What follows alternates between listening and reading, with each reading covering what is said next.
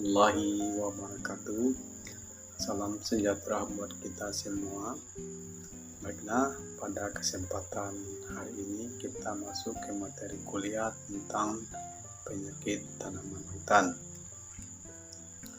Untuk CPMK dan sub CPMK kuliah hari ini, yaitu mahasiswa mampu memahami tentang definisi penyakit tanaman hutan dan jenis-jenis penyakit secara umum. Selanjutnya, mahasiswa mampu membedakan antara gejala dan tanda dari suatu penyakit. Ilmu penyakit tumbuhan atau sering juga disebut dengan ilmu fitopatologi ini berasal dari bahasa Yunani, yaitu piton, pathos, dan logos. Piton yang artinya tumbuhan, pathos artinya penyakit atau penderitaan, kemudian logos yang artinya ilmu atau pengetahuan. Jadi, ilmu fitopatologi yaitu ilmu yang mempelajari tentang penyakit tumbuhan atau ilmu penyakit tumbuhan. Ilmu yang mendukung tentang penyakit fitopatologi yaitu ilmu botani, ilmu ekonomi, ilmu mikrobiologi, baik itu ilmu mikologi, bakteriologi, serta ilmu virologi, dan juga ilmu fitopatologi didukung oleh ilmu biokimia yaitu ilmu kimia dan ilmu fisika. Selanjutnya, pengertian tentang penyakit. Ini ada kasus tentang penjelasan seorang peneliti lapangan. Ia mencoba melakukan observasi di lapangan dan mengamati tentang suatu tanaman yang dimana daunnya terserang oleh bercak-bercak pada daun. Kemudian ia mengatakan bahwa bercak ini adalah sebuah penyakit. Kemudian kasus yang lain, ia mencoba mencabut sebatang tanaman tomat. Kemudian pada bagian pangkal akar, ia menemukan atau melihat adanya busuk pada bagian akar tersebut. Selanjutnya, ia mengatakan bahwa busuk ini merupakan sebuah penyakit. Kemudian pada kasus yang lain, seorang petugas dinas perkebunan, ia mencoba melakukan observasi di lapangan di mana ada pohon kelapa sawit yang mati. Kemudian pada pangkal batang kelapa sawit, dia melihat ada bentuk seperti tapal kuda. Petugas mengatakan bahwa bentuk seperti tapak kuda adalah penyakit. Pertanyaannya, apakah benar penjelasan dari petugas penyuluh itu? Jawabannya tidak benar. Mengapa? Layu tanaman, bercak pada daun, serta busuk pada akar adalah bukan suatu penyakit, tetapi merupakan gejala dari suatu penyakit. Kemudian, struktur seperti tapal kuda itu adalah tanda dari penyakit, yaitu bagian tubuh yang menyebabkan adanya penyakit pada suatu tanaman tertentu. Jadi, pertanyaannya, apakah penyakit itu? Penyakit adalah suatu proses interaksi. Oleh karena itu, penyakit tidak dapat dilihat. Kemudian, interaksi antara apa? Itu interaksi antara tumbuhan dengan patogen atau penyebab penyakit. Kemudian, apa yang mempengaruhi interaksi itu? Jawabannya yaitu adanya faktor lingkungan yang mempengaruhi terjadinya suatu penyakit.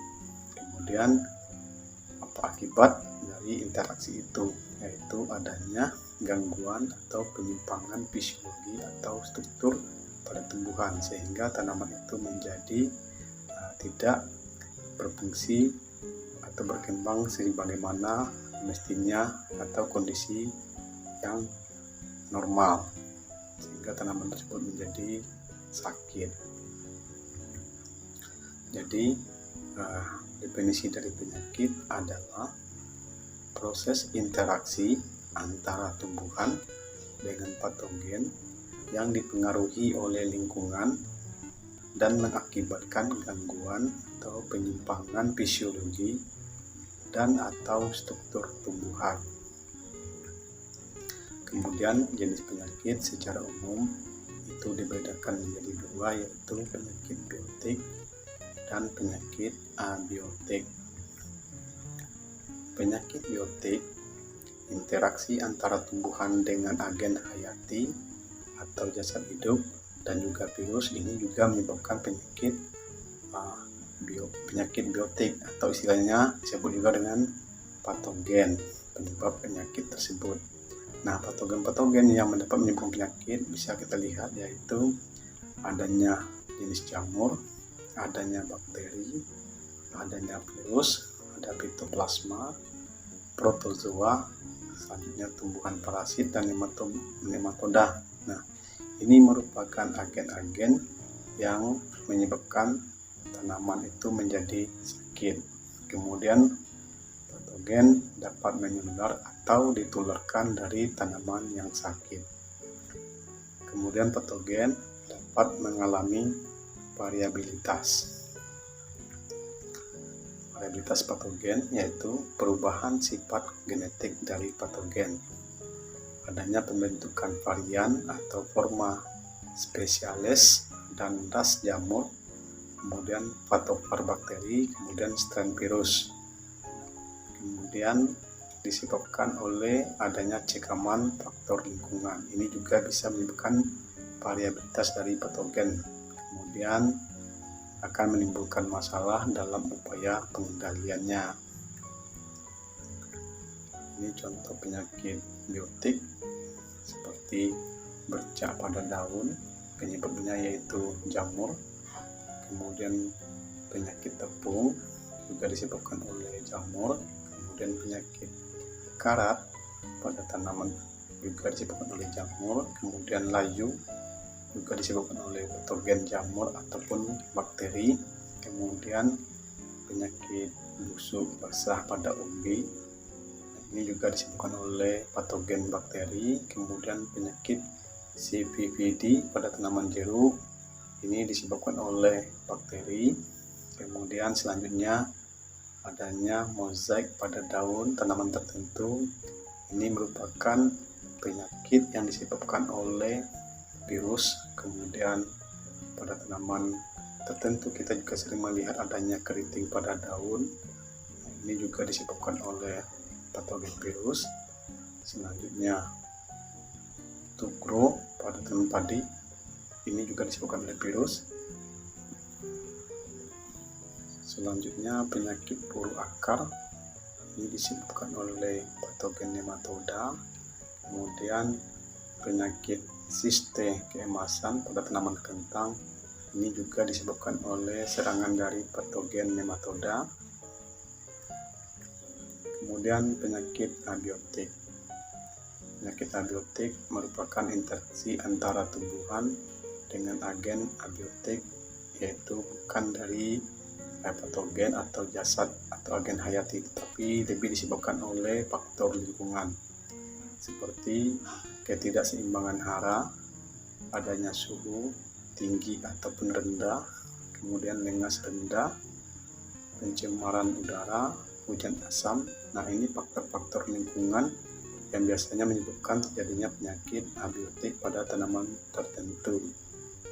Kemudian patogen tidak ditularkan dari tanaman yang sakit ke tanaman yang sehat. Yang pertama yaitu ketidakseimbangan hara atau adanya kahat atau kekurangan atau defisiensi dari hara, terutama unsur hara utama atau makro seperti unsur hara N, P, K, S, Ca, dan Mg.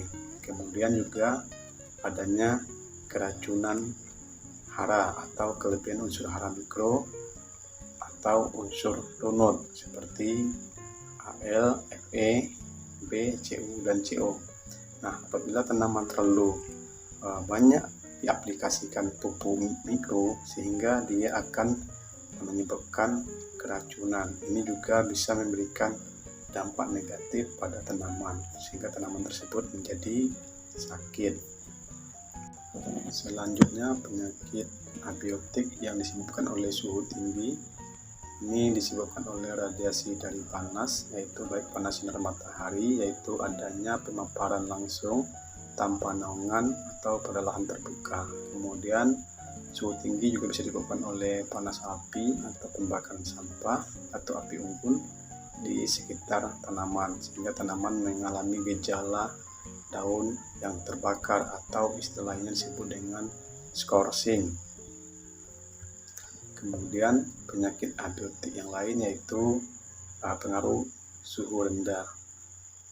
Nah, ini ada yang disebut dengan silent injury, yaitu suhu rendah di atas 0 derajat Celcius. Ini sama dengan sejuk. Kemudian buah tropika, Dirac lemarias. Nah, ini juga bisa menyebabkan silent injury. Kemudian ada freezing injury, yaitu suhu rendah di bawah 0 derajat Celcius atau kondisi beku. Ini menyebabkan kerusakan jaringan yang lunak pada tumbuhan. Kemudian adanya embun upas untuk di daerah dataran tinggi. Ini juga bisa menyebabkan penyakit pada tanaman. Selanjutnya penyakit abiotik yaitu dipengaruhi oleh faktor lengas rendah, yaitu kehilangan air dari jaringan tumbuhan sehingga tanaman menjadi layu. Nah, layu ini bisa yang bersifat sementara atau temporary wilt. Kemudian juga ada layu permanen atau permanent wilt. Nah, kalau layu permanen wilt biasanya tanaman akan sulit untuk tumbuh, bahkan bisa menyebabkan tanaman tersebut menjadi mati.